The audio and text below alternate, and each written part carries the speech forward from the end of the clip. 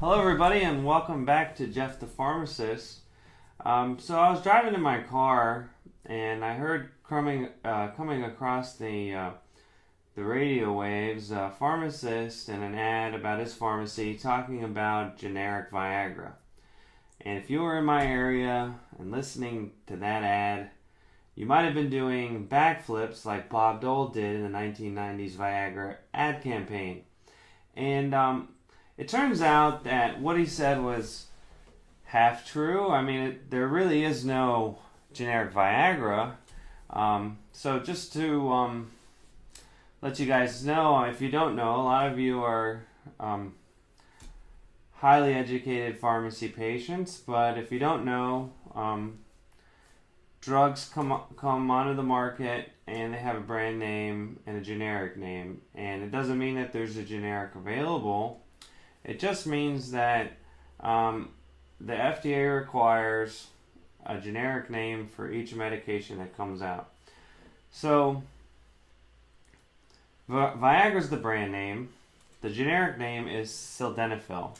So brand names come out of the marketing department. They're meant to signal something or make you feel something, to be viral and lend themselves to word of mouth. And I'm sure Viagra has been extremely successful. I don't think, maybe it's not because of the marketing campaign, but because of the effectiveness of the medication.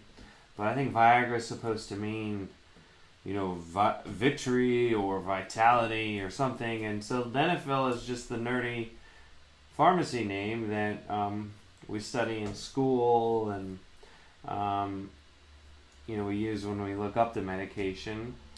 And so when the Pfizer scientists discovered Sildenafil, they synthesized it.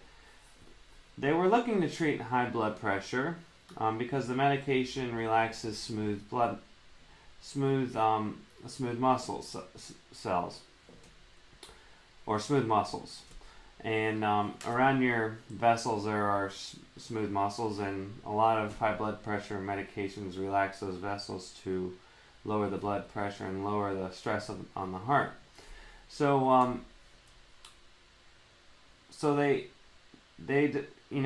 it does lower blood pressure in your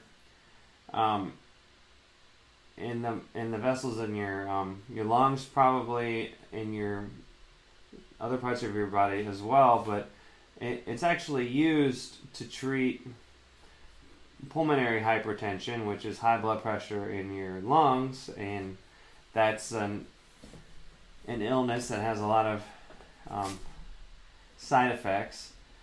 And they discovered when they were testing Sildenafil that none of the male patients wanted to give the drugs back because they were using them and they got erections. So the Pfizer scientists decided to pivot in another direction, not towards blood pressure, but away from blood pressure and towards erectile dysfunction, which had previously been treated with implanted pumps, and I'm not sure if they had the little penile suppositories yet, but taking a pill, it's like the American way. So here we have Viagra, and we also have another drug which is to treat the pulmonary hypertension called Revatio, and they both have the same active ingredient in them, and it's the same active ingredient, and Revatio actually has a generic, and the generic has a much lower price than Viagra.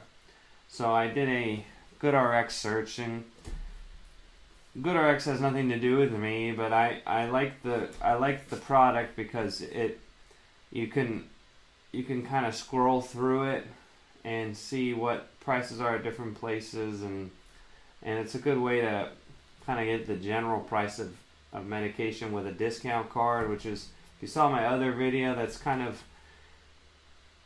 how you want to look at pricing of medications, like cash pricing. The actual cash prices are kind of this like weird world of it's not really connected to reality, but the discount prices are closer to what, for instance, closer to what like your insurance would pay for it.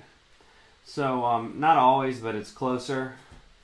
So when I looked on GoodRx and I saw generic Sildenafil, the generic of Revatio, it's $19 for 30 for Sildenafil 20 milligrams, and Viagra 25 milligrams, which is Sildenafil 25 milligrams,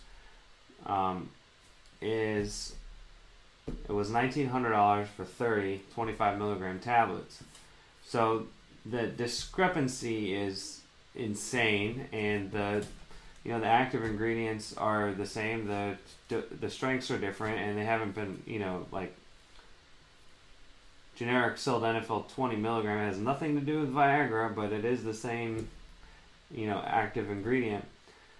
So this is kind of what they're talking about. I wanted you guys to be informed, and if you are taking Revatio and your insurance doesn't cover it, there's also the discount card avenue for you if you don't want to wait for the prior authorization nonsense to come through.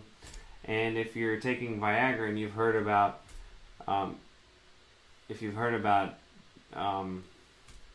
generic Viagra, this is what they're talking about. It's not an actual FDA-approved generic Viagra, but it is the same active ingredient, and it's actually the generic for a drug called Revatio.